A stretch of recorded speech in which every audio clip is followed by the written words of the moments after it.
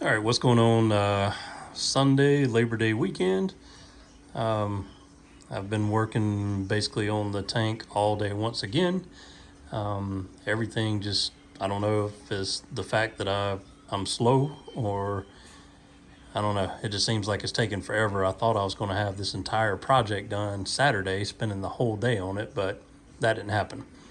So anyway, updates. As you can see, I have the new sand in the tank. So the water is super cloudy. Still haven't cleaned the mirrors, sorry for that. Lights are doing fine. I should get the smart outlets in tomorrow, and I'll put those in and set a schedule for the Orphix. So right now, the schedule for the Kessels, and they ramp up and ramp down, but they come on at 10 a.m. and they go off at 10 p.m. With basically, I can't remember if I have an hour or 2 hour ramp on each side of that. I think it's a 2 hour. So it's only like full intensity and everything like that. I think it from 12 to like 8. So I think I'm going to put the Orphix on a schedule of like maybe 12 to 6 or 12 to 7, something like that. I don't want to do like overkill. I mean, I think, a lot of people usually, from things I've read, the general consensus seems to be about a 6 to 8 hours of, intense light. So, somebody did a video I saw one time on showing, the sun going over the ocean and reefs in nature, and was showing, that's kind of the window where they get, the strongest light or whatever. So anyway, that's the schedule that I'm going to be using for now. Let's see, other stuff. I have the Chaeto reactor, the PaxBellum, plumbed in and running. I have back to the Avast Marine Kalk stir. We'll see how it goes with that. I just, for space and sake of having to refill jugs all the time, I like this approach better, so I'm hoping that it works out and I like it. I pretty much have it dosing the same amount, so it's 2,400 mLs per day. I started off with 1 cup of calc in the bottom of it. I have a pH probe, a brand new one that I can use in it. I found out that I don't have any calibration fluid or packets. So I actually brought it up here and I was going to put it in there just to monitor the pH. So, when, I guess in theory, what is it, like 12.4 or something like that is what it is with fresh calc, and then as it drops, then you add more calc to it. Some people say, just watch your amount of calc in the bottom. I've seen some people just put a mark of where it is when it starts, like with a permanent marker at the bottom, and as it kind of dissolves, as they visually see it dissolve, they add more in and fill it back up to that line, I guess. So I don't know really the best way to go about it, but and not even sure which route I'm going to take yet. But anyway, I got that back up and going. If you followed along, then you've seen that I did have, just 1 gallon jugs in there, and I was mixing calc and water every day and adding it in.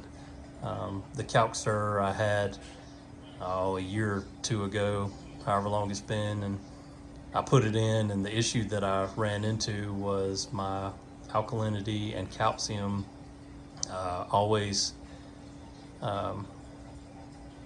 didn't line up for what I wanted. So the alkalinity would be spot on and I would adjust it for that, and the calcium would get over 500. So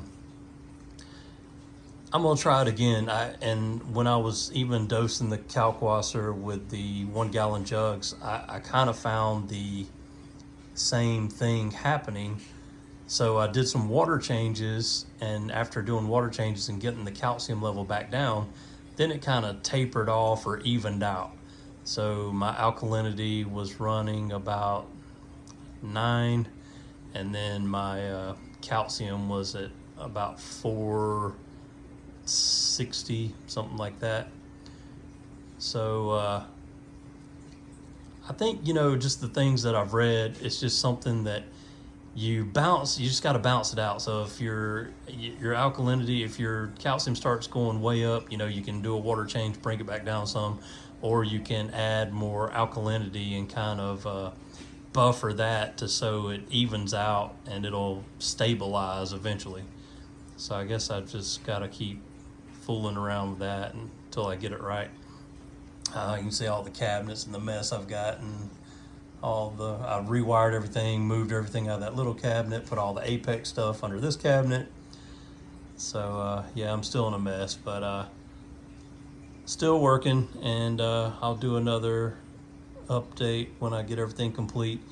I'm still not sure where I'm gonna set the calcium reactor up. I mean, I almost might have to put it behind, like pull that small cabinet forward, even with the aquarium cabinet, and just run it on the floor behind it.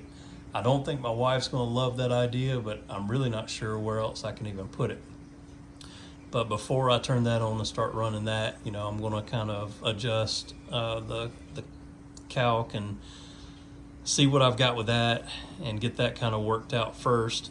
And then I'm also curious to see with the Chaeto reactor, or Chaeto, whichever, see if that can help increase my pH as well.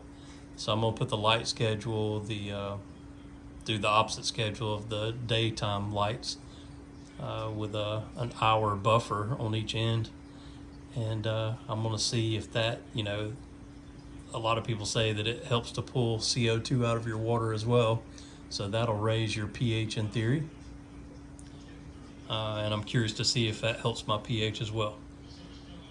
Then the next step, I don't have the money to spend. I was talking to, I called a local heating and air company, and, just getting some ideas of what the whole house air exchangers cost.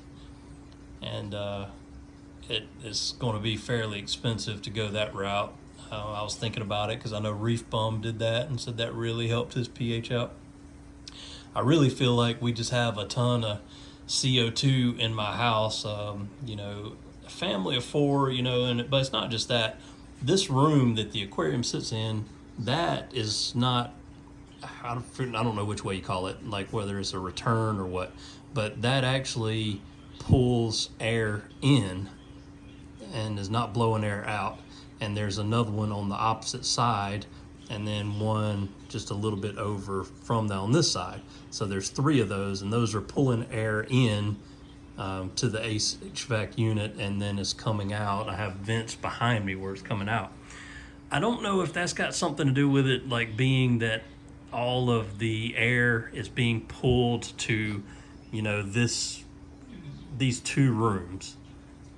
I wonder, just a thought, I wonder if it's pulling all the air and like CO2 in the house over to this room or area. I don't know, just a theory. But I've just always kind of struggled with pH in this aquarium and the previous aquarium that I've had in here. Right now it's the lowest, and I've gone into all that in detail before that I've dealt with. But even, for, I forgot when I got that first tank set up in here, 8 years ago. It's been, about 8 or 10 years ago. It's when I set up the first tank in here, and I never could, hit 8.3, no matter what I did or tried. That was with doing the BRS 2-part dosing with soda ash that, raises your pH as well.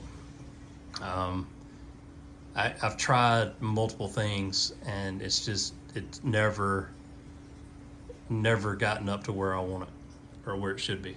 So I think, you know, I don't know if I just need to buy a CO2 like tester or monitor to put in the room or the house. I don't know. I think ultimately I'm gonna look at one of those air exchangers, but it's just gonna be a while before I can get something like that done. Everybody always says, first thing, you know, open the door or window. Well, I mean, it's we have like 2 or 3 months out of the year where I can do that. It's just, you know, either hot or cold. So it's just, that's not feasible to do that enough to make any kind of difference. Like even right now, we're still getting 90 to 92 degree days. So, you know, my house would be too hot if I just left the doors or windows open. So can't really do that one. But anyway, that's just, you know, just an update. That's where I'm at. I guess that'll do it for this video. Let me know if you have any questions or anything about, you know, anything I'm doing and working on, or any comments, and I'm gonna continue on and see if I can get the rest of this cleaned up and going. Thanks for watching.